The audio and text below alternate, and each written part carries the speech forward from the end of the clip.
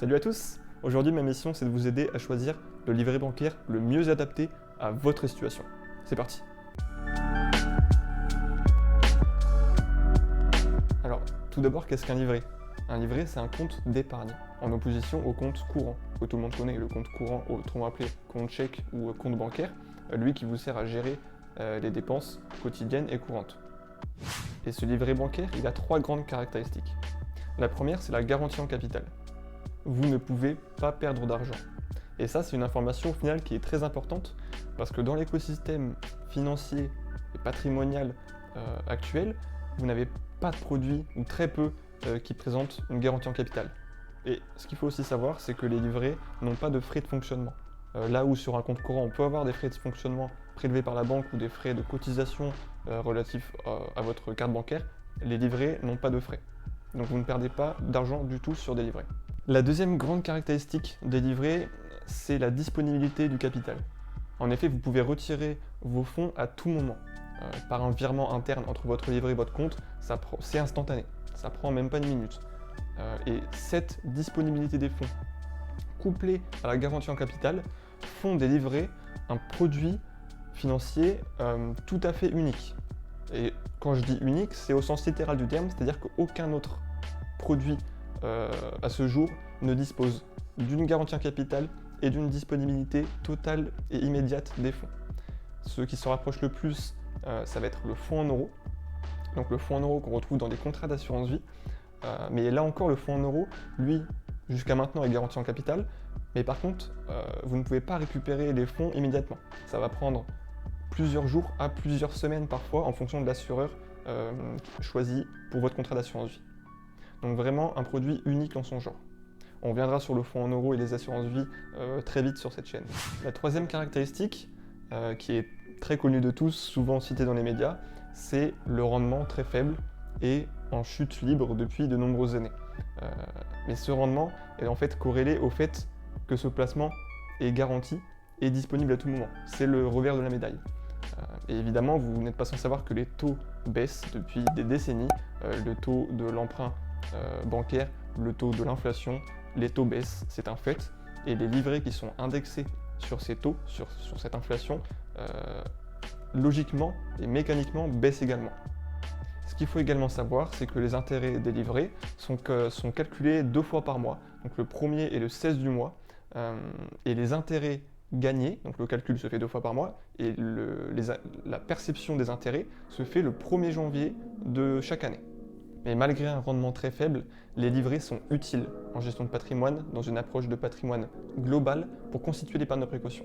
Je vous renvoie à ma dernière vidéo si vous n'avez pas vu qui traite de ce sujet-là.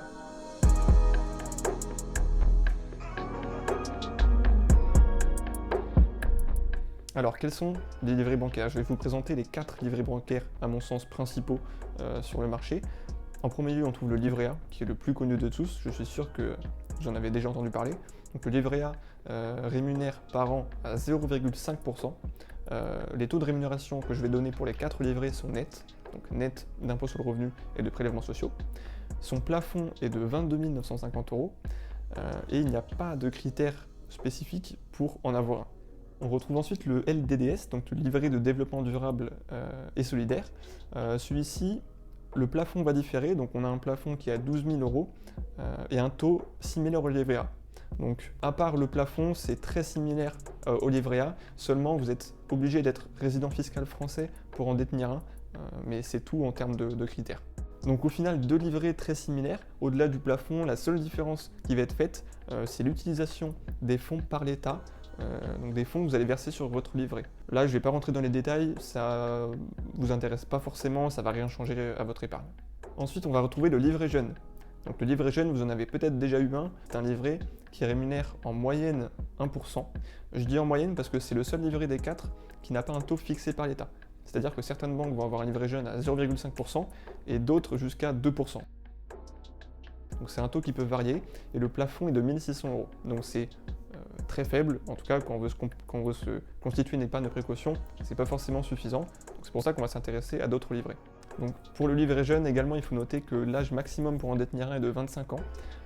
Donc l'âge maximum de 25 ans et les 1 600 € de plafond font que ce n'est pas un livret très pratique.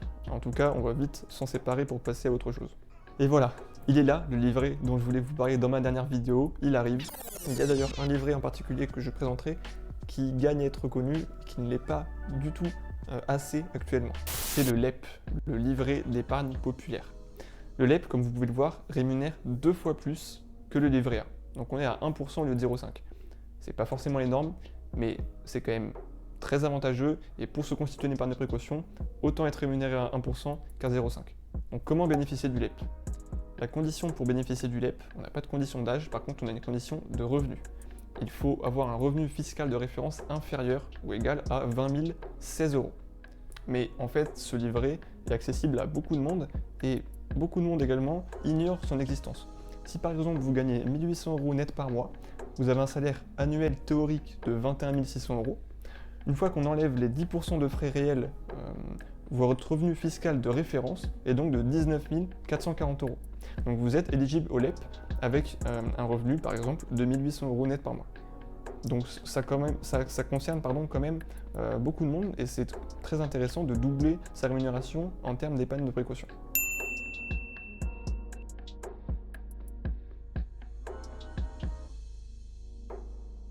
Et dernière précision, on ne peut détenir qu'un livret d'épargne par personne. C'est-à-dire qu'on peut détenir un livret A, un LDDS et un LEP, mais un seul par personne. On ne peut pas détenir 2 livrets A, 2 LEP, etc.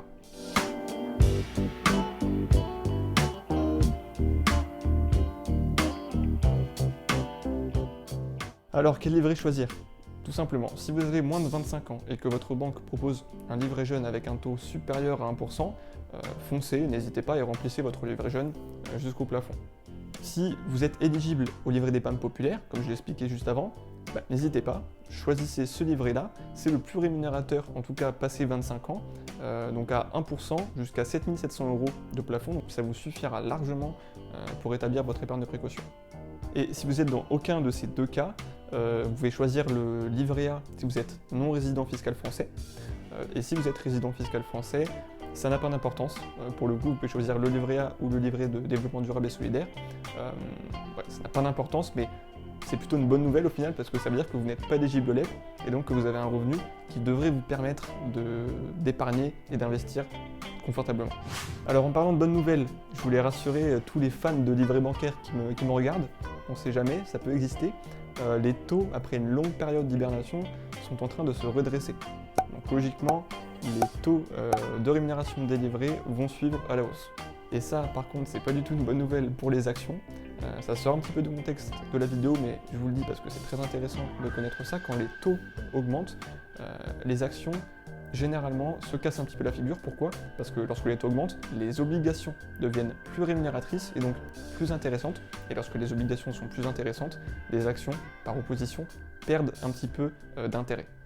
Et le fait d'acheter une action, qui est un actif risqué, devient moins intéressant comparativement à une obligation, et dans ce cas on dit que la prime de risque baisse. Voilà, merci de m'avoir écouté, on se retrouve la semaine prochaine, je ne sais pas encore quelle vidéo va paraître parce que j'ai énormément de sujets à traiter et à voir avec vous, et ça me fait très plaisir. Ça sera très probablement sur l'assurance vie parce qu'il faut absolument qu'on en parle et rapidement. Donc voilà, je vous retrouve la semaine prochaine, merci beaucoup. N'hésitez pas à vous abonner si ce contenu vous plaît, à laisser un pouce vers le haut, et je vous dis à la prochaine. Salut!